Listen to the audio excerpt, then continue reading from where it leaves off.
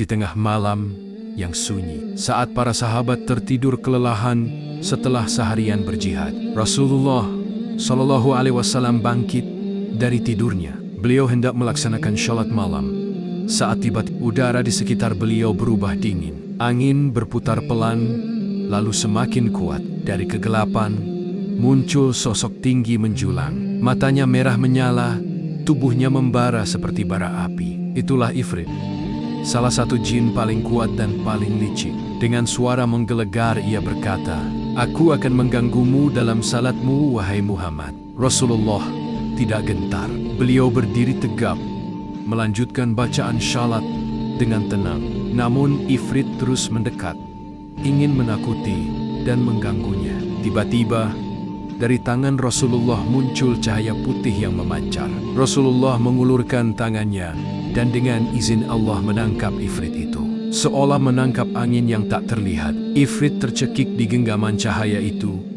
Tubuhnya bergetar ketakutan. Rasulullah bersabda dengan suara tegas, "Seandainya bukan karena aku teringat doa saudara kita Sulaiman, niscaya aku akan mengikatmu di salah satu tiang masjid, sehingga anak-anak Madinah dapat melihatmu." Ifrit menggeliat, tetapi ia tak mampu melepaskan diri.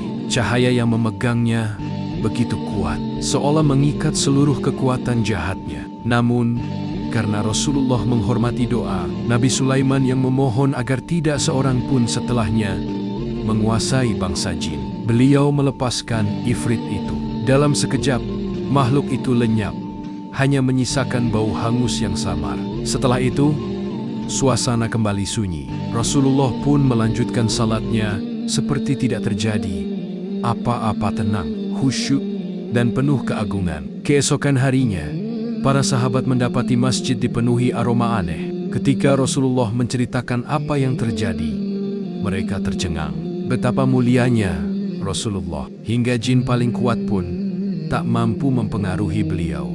Dan sejak malam itu, jin Ifrit tak pernah kembali mengganggu beliau selama syalat. Cahaya keteguhan, iman, dan perlindungan Allah telah mengalahkan kegelapan. Subhanallah. Semoga yang like, komen, dan subscribe diberi kelancaran rezeki yang begitu melimpah. Amin. Malam itu, kota Madinah sunyi. Bintang-bintang bertaburan di langit, seakan menyaksikan turunnya satu rahasia agung dari langit ketujuh. Rasulullah Shallallahu Alaihi Wasallam sedang duduk di Masjid Nabawi, memikirkan umatnya, ketika tiba-tiba angin lembut berhembus dan cahaya turun perlahan. Jibril, malaikat yang membawa wahyu, muncul dengan wajah yang lebih bercahaya dari biasanya. Para sahabat yang melihat dari kejauhan merasa heran, sebab Jibril terlihat berbeda, lebih agung, lebih megah. Rasulullah bertanya dengan lembut, "Wahai Jibril, mengapa aku melihatmu tidak seperti biasanya?" Jibril menjawab, "Ya Muhammad, malam ini aku turun membawa sebuah ayat yang tidak pernah diberikan kepada Nabi sebelum engkau. Sebuah ayat yang menjadi penjaga, pelindung, dan cahaya bagi siapapun yang membacanya." Kemudian wahyu itu pun turun, kata demi kata, penuh kemuliaan. Allahu la ilaha illa huwa al-hayyul qayyum. Setiap lafaz yang keluar dari lisan Rasulullah membuat hati para sahabat bergetar. Cahaya di sekitar masjid semakin terang, seakan langit terbuka untuk menyimak. Ketika Rasulullah selesai membaca ayat itu, Jibril berkata, "Demi Allah, sejak langit dan bumi diciptakan, belum pernah ada ayat yang lebih agung dari ini. Ayat kursi adalah pernyataan kekuasaan Allah yang hidup dan terus-menerus mengurus semua makhluknya. Barang siapa membacanya setelah salat, Allah akan menjaganya. Barang siapa membacanya sebelum tidur, seorang penjaga dari langit akan melindunginya hingga pagi." Para sahabat terdiam. Mereka merasakan kehadiran sesuatu yang luar biasa, ketenangan yang menyelimuti jiwa, dan rasa aman yang sulit digambarkan. Sejak hari itu, ayat kursi menjadi pelindung kaum muslimin. Ayat yang dibaca para ibu saat menidurkan anaknya, ayat yang dijadikan benteng saat manusia takut, gelisah, dan mencari perlindungan. Ayat yang menyatakan dengan tegas bahwa segala kuasa adalah milik Allah yang maha hidup dan tidak pernah tidur.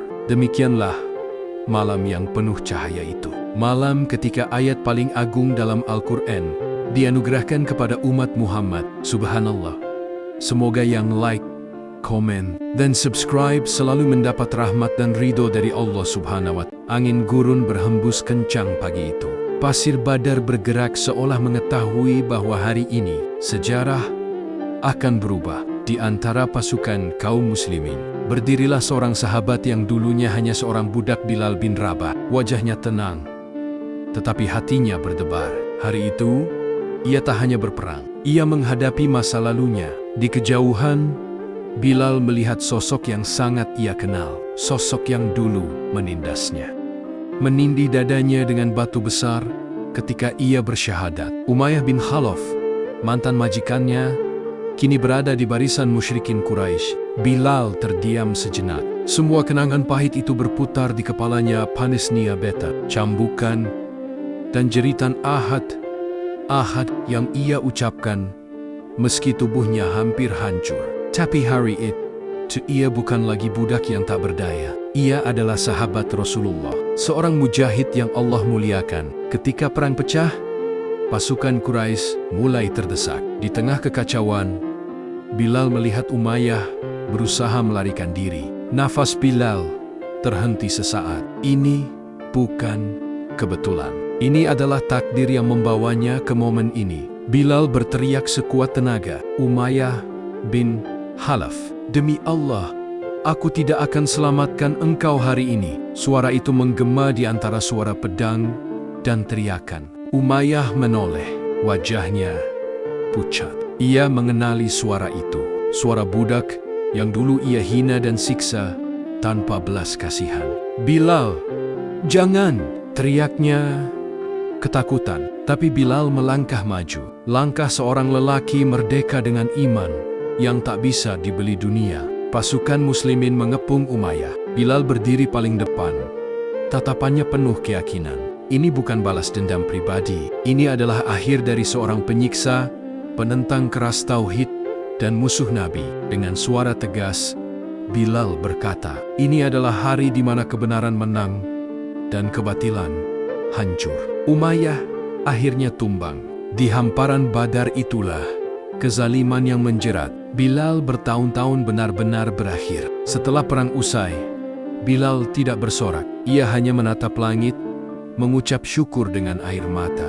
Baginya, kemenangan bukan karena ia mengalahkan mantan majikannya, tetapi karena Allah telah membebaskannya dari masa lalu yang kelam dan memuliakannya dengan iman. Di perang Badar, Bilal tidak hanya memenangkan peperangan, ia memenangkan dirinya sendiri. Subhanallah, semoga yang like, komen, dan subscribe selalu diberi kelancaran rezeki. Di tengah padang pasir yang luas dan sunyi, ada sebuah lembah tandus bernama Baka. Tak ada pohon yang tumbuh, tak ada sungai yang mengalir, hanya batu, panas, dan angin yang berputar-putar di antara bukit-bukit gesang. Namun, di lembah inilah Allah memilih sebuah tempat yang kelak menjadi pusat ibadah seluruh manusia. Awal mula perintah dari langit. Suatu hari, ketika Nabi Ibrahim berusia lanjut, Allah memerintahkannya untuk kembali ke lembah itu, tempat ia dulu meninggalkan Hajar dan putranya Ismail. Kini Ismail telah tumbuh menjadi pemuda yang kuat, berakhlak lembut, dan sangat patuh pada ayahnya. Allah berfirman kepada Ibrahim, "Bangunlah untukku sebuah rumah, tempat manusia bersujud dan menyebut namaku." Ibrahim pun menatap lembah itu, sepi, tapi terasa suci. Ia tahu perintah ini bukan sekadar membangun bangunan, melainkan menegakkan sebuah pusat tauhid bagi seluruh umat manusia. Ayah dan anak yang taat, Ibrahim memanggil Ismail dan berkata, "Wahai anakku, Allah memerintahkanku membangun sebuah rumah di tempat ini." Ismail tersenyum, meletakkan tangannya di atas bahu ayahnya. "Wahai ayah, lakukanlah apa yang diperintah oleh Tuhanmu. Aku akan membantumu." Maka mulailah mereka bekerja. Ibrahim menggambar pondasi, sementara Ismail mengumpulkan batu-batu besar dari bukit sekitarnya. Batu-batu itu diletakkan satu persatu. Dengan doa dan kerendahan hati, mereka tak membangun istana, tidak juga benteng megah. Mereka membangun rumah ibadah, tempat pertama di bumi yang disucikan Allah, Hajar Aswad, dan doa yang diabadikan. Saat dinding mulai meninggi, sebuah batu hitam dibawa kepada Ibrahim oleh malaikat. Batu itu berbeda dari bebatuan lainnya, lebih gelap, namun memancarkan cahaya ketenangan. Itulah Hajar Aswad, Kata Jibril, letakkan di sudutnya sebagai tanda bagi umatmu. Ibrahim mengangkat batu itu dengan penuh hormat, menempelkannya pada sudut Ka'bah. Batu itu kelak menjadi saksi bagi jutaan manusia yang akan menciumnya setiap tahunnya. Saat Ka'bah hampir selesai, Ibrahim dan Ismail berdiri menghadap langit, tangan terangkat, hati penuh harap. Mereka berdoa, "Ya Tuhan kami, terimalah dari kami amalan ini. Jadikanlah kami orang-orang yang berserah diri kepadamu." Doa itu abadi, diulang-ulang jutaan bibir umat muslim hingga hari ini. Ka'bah berdiri untuk selamanya. Ka'bah akhirnya berdiri sederhana, namun kokoh. Tidak dihias emas atau perhiasan, karena kemuliaannya bukan pada bentuk, tapi pada perintah yang mendirikannya. Kabar tersebar ke seluruh penjuru di tengah padang pasir. Telah berdiri rumah pertama yang dibangun untuk menyembah Allah. Dan sejak saat itu, Ka'bah menjadi pusat hati manusia, tempat rindu berkumpul, dan arah sujud umat Islam di seluruh dunia. Subhanallah. Semoga yang like, comment, dan subscribe diberi rezeki dan diberi kesempatan untuk berkunjung di rumah Allah SWT.